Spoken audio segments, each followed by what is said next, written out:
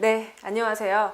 고등학교 졸업학력 검정고시 생활과 윤리 과목에 오신 것을 환영합니다. 네, 아마 조금 당황스러우셨던 분들도 있으실 거예요. 사실 도덕이랑 생활과 윤리랑 뭐가 다르냐, 나 작년까지 도덕 공부했는데 그렇게 되면 갑자기 확 바뀌는 거 아니냐, 이렇게 생각을 좀 하실 텐데요. 실질적으로 생활과 윤리와 도덕은 밀접한 관계에 있습니다. 사실 윤리에 대해서 그냥 아주 짧게나마 말씀을 드리면요, 여러분들 윤리 뭐라고 생각하시나요? 어려운 거 절대 아닙니다. 결과적으로 윤리라는 것은요, 도덕에서 철학적인 부분이 조금 더 가미된 것이 결과적으로 윤리라고 생각을 하시면 됩니다. 그래서 우리가 초등학교 과정, 곧 중학교 과정 다 배우셨잖아요. 그것의 연장이 고등학교의 도덕 과정이었었는데, 그것에다가 조금 플러스해서 논리적인 사고까지 조금 요구하게 돼서 그런 부분이 좀 바뀌어서 우리가 생활과 윤리라는 타이틀로 이렇게 만나 뵙게 됐다라고 생각을 하시면 될 것 같아요. 그래서 사실 전에 공부하셨던 부분들도 제가 전체적으로 조금 다뤄드리고요. 그 부분에서 여러 가지 학자라든가 뭐 개념, 이론 이런 부분에 대해서 조금 더 탄탄하게 다지는 과목이 바로 생활과 윤리라고 생각을 하시면 되겠습니다. 어렵게 생각하지 마시고요. 우리 분명히 이렇게 수업을 열심히 들으시면요, 정말 맨 처음에 어렵게 생각했던 것도 고득점을 떠나서 만점까지도 충분히 바라볼 수 있는 사회과 과목의 연장이 바로 이 생활과 윤리입니다. 긴장하지 마시고요. 저 따라오시면서 한번 우리 고득점으로 달려가 보실까요? 네, 그래서 우리가 이제 생활과 윤리에 대해서 어떤 부분을 중점적으로 배우게 되고, 과연 도덕에서 생활과 윤리로 조금 변했다라고 하는데 어떤 점이 변했는지 알아야 우리가 또 과목을 선택을 하고 준비를 하고 이렇게 하겠죠. 그래서 간단하게나마 좀 오리엔테이션을 좀 준비를 했으니까요. 한번 찬찬히 보시면서 내가 무조건으로 이 과목을 선택해야겠다는 것에 확답을 받으시길 바랍니다. 네, 시작하죠. 우선은 도덕이라는 부분에서 생활과 윤리로 지금 바뀌었어요. 그렇죠? 생활과 윤리로 바뀌었는데 지금 사실 실질적으로 우리가 모든 내용은 생활과 윤리에서 문제가 출제가 됩니다. 출제가 돼요. 그렇지만 사실 시험 문제 제목이야 사실 의미가 없죠. 도덕으로 나오든 생활과 윤리로 나오든 상관이 없는데, 실질적으로 보면은 윤리학이라는 게 결과적으로는 도덕 철학이라고 불리게 되는 철학적인 부분이 좀 합쳐진 거예요. 그 도덕이랑 철학이랑 합쳐진 게 생활과 윤리라고 생각을 하시면 되는데, 그래서 실질적으로 생활과 윤리라는 말이 나왔지만 그렇게 어렵게 생각할 필요는 없다. 그렇죠? 없다라는 부분 말씀을 드리고, 결과적으로는 이제 우리가 도덕적인 부분에 대해서 도덕과 과목을 배울 때는 그냥 좀 간단하게 쉽게 배웠다라고 생각하면 여기다가는 논쟁이라든가 나의 윤리관 정도가 좀 합쳐졌다. 요 정도로 생각을 하시면 우리는 생활과 윤리를 별 문제 없이 충분히 수업할 수 있다는 부분 제가 좀 말씀을 드릴게요. 그래서 우리가 미리 보는 출제 경향이라든가 여러분의 이제 앞으로 어떻게 공부를 해야 되는지 선택적인 부분 좀 짚고 넘어가죠.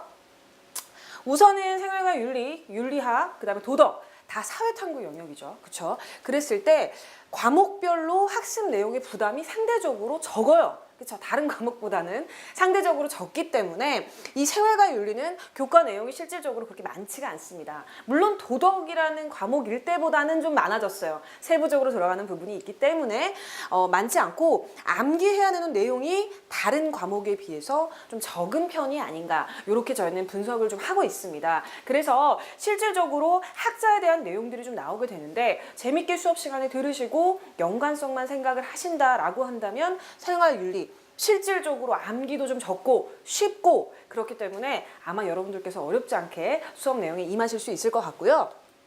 두 번째, 충분히 고득점이 가능하다. 혹은 만점까지도 가능하다. 이제 어떻게 보면 개정된 개념으로 해서 우리가 시험을 처음 보게 되는 이렇게 여러분들이 이제 시작을 하게 되는데, 혹은 이제 두 번째 보게 될 수도 있겠죠.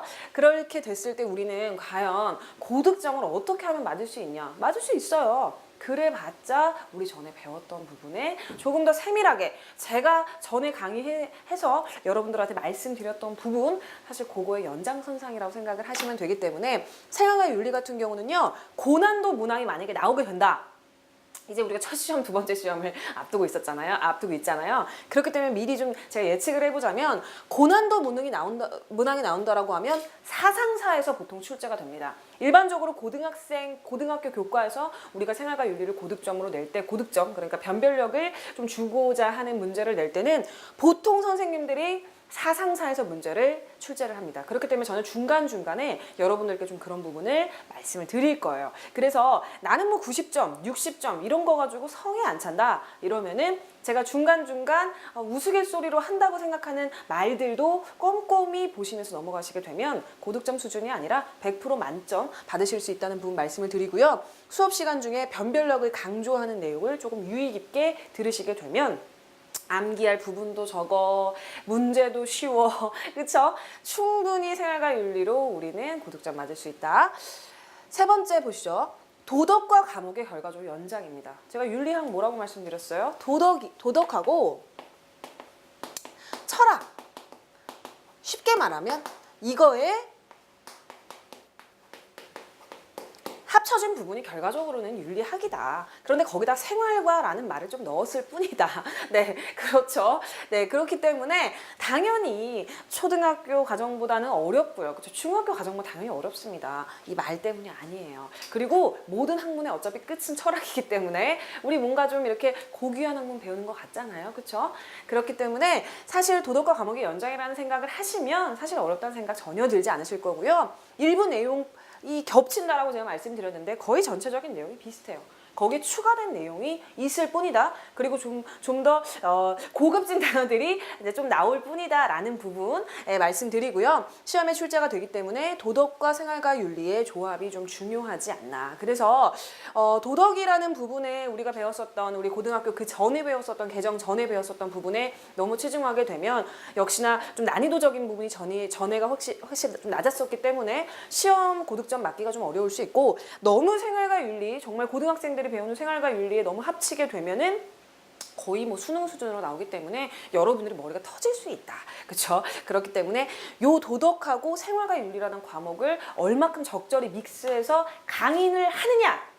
그게 키포인트입니다. 네. 마지막이죠. 달라진 내용은 뭔가 기존 도덕에서 다루었던 기본적인 내용을 주장한 학자들에 대해서 조금 알아야 될 필요가 많아졌다. 그리고 윤리에 대한 개념하고 윤리적 논쟁의 문제에 대해서 좀 심화적으로 다룰 수 있는 지식이 필요하다는 부분입니다. 그래서 우리 기본적으로 이거 그냥 보기만 해도 답 나와 요 정도 수준보다는 조금 어려워졌다. 본인의 생각을 요구하는 부분이 윤리학에서는 조금 더 요구한다라는 부분을 여러분들께 참고하시면 될 것 같아요. 그래서 마지막으로 그 윤리 이론하고 윤리 간의 이해가 바로 시험의 키가 될 겁니다. 그래서 이런 부분을 얼마나 쉽게 풀어드리면서 강의를 하느냐가 여러분들의 시험 성적에 달렸다라고 말씀드리고 있고요. 이렇게 시험이 그럼 왜 어려워졌냐? 여러분들이 수준이 너무 높아져서 그래요. 네, 시험을 냈는데 아무리 문제를 꼬고 변별력을 줘도 너무 고득점이야. 그리고 도덕 과목이 너무 인기가 많기 때문에 실질적으로 자꾸 너무너무 수준이 높아지다 보니까 다 100점이에요. 다 90점이에요. 그래서 그 부분에 따라서 우리는 이제 수준이 너무 높아진 사람들이기 때문에 그렇죠? 그렇기 때문에 도덕 시험의 변화 과정으로 좀 보면 될 것 같습니다. 그러면은 우리는 생활과 윤리는 파트 1부터 파트 6까지 나눠져요. 그래서 전체적인 부분만 살짝 짚고 넘어갈 건데 현대생활과 응용윤리 이 부분은 뭐냐면 실질적으로 도덕과 과목에선 다루지 않았던 부분입니다. 추가적으로 응용윤리에 대해서 조금 이렇게 짚고 넘어가게 되는 부분들이 있는데 사실 그 응용윤리라는 부분은 쉽게 좀 말씀을 드리면은 좀 더 실생활하고 연결을 시킨 그냥 도덕과 과목이다. 쉽게 생각하면 그렇게 생각하시면 돼요. 너무 쉽죠? 그래서 윤리학이 실천을 위한 학문이라는 사실하고 현대사회에 이제 새롭게 등장했던 윤리적 문제들을 해결하기 위해서 우리가 이제 응용 윤리가 필요하죠. 그래서 그런 부분에 대해서 우리가 좀 다루는 부분이고요. 두 번째 같은 경우는 생명성 가족윤리예요. 우리가 기존 도덕 과목에서도 충분히 다뤘던 부분이기 때문에 우리가 생명 존중의 윤리적인 관점, 그러니까 그냥 사실만 다루는 것이 아니라 이제 내 생각이라든가 관점적인 부분을 좀 이해를 하자. 이런 부분이라서 이렇게 보시고 넘어가시면 되고 세 번째 같은 경우는 과학, 기술, 환경, 정보 윤리입니다. 그래서 이것도 역시 전에 우리 충분히 배웠었던 부분인데 이곳에 대해서 우리의 이제 관념이라든가 생각적인 부분을 우리가 만나서 직접 얘기하지는 못해도 제 생각도 얘기를 하고 여러분들도 이거 지금 저 선생님이 얘기하는 거는 조금 틀린 부분인데 혹은 나랑 반대되는 내용인데 라고 하면서 생각하는 사고를 기르는 과목이 바로 윤리학이기 때문에 이런 부분에 대해서 좀 얘기를 하면 좋을 것 같고 여러 가지 이제 인간 존엄성 회복이라든가 계속 나오는 부분들 다루고 넘어가면 될 것 같고요. 네 번째 같은 경우는 사회윤리와 직업윤리입니다. 예, 직업윤리인데 우린 직업윤리 같은 경우가 누구나 직업을 갖고 전에 도덕과 과목에서는 그냥 나이를 먹으면 자연스럽게 직업을 갖는다. 이런 의미로 얘기를 했다라고 보면 직업을 가졌을 때 우린 어떤 윤리적인 관념과 생각과 존엄성을 가져야 되냐라는 부분 바로 우리가 여기서 다루게 된다라고 하시면 돼요. 그래서 공직자라든가 청렴 이런 부분들 관심 있으신 분들도 있으시지만 관심 없으신 분들도 사실 많아요. 하지만 우리는 그 과목 그런 부분들을 다루게 되는 게 바로 이 윤리학이기 때문에 사실 조금 관심 없으시고 조금 불편하시더라도 수업 내용이 충분히 나오고 여러 가지 사실들이라든가 견해들을 받아들이면서 생각하는 사고를 늘리는 것이 윤리학이기 때문에 역시나 재미있는 과목이 될 겁니다. 그리고 다섯 번째, 문화와 윤리입니다.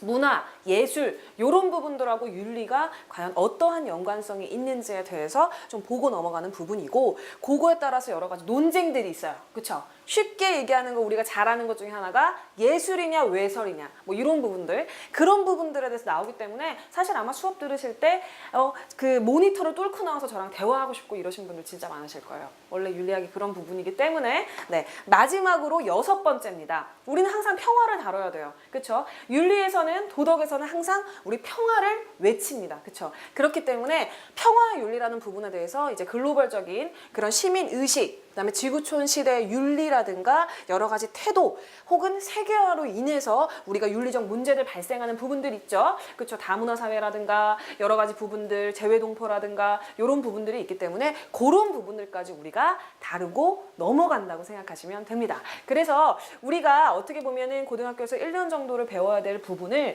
이렇게 쉽게 6가지 파트로 나눠가지고 여러분들과 함께 하게 됐으니까요. 여러분들 긴장하지 마시고 재미있게 앞으로 수업에 임하시기만 하면 되겠습니다. 네, 설명 굉장히 간결하고 굉장히 명확했죠. 여러분들 선택 잘하신 거고요. 앞으로 그 다음 시간에 첫 번째 수업부터 우리 열심히 한번 달려보도록 하겠습니다. 네, 그럼 오리엔테이션 여기서 마치도록 하겠습니다. 감사합니다.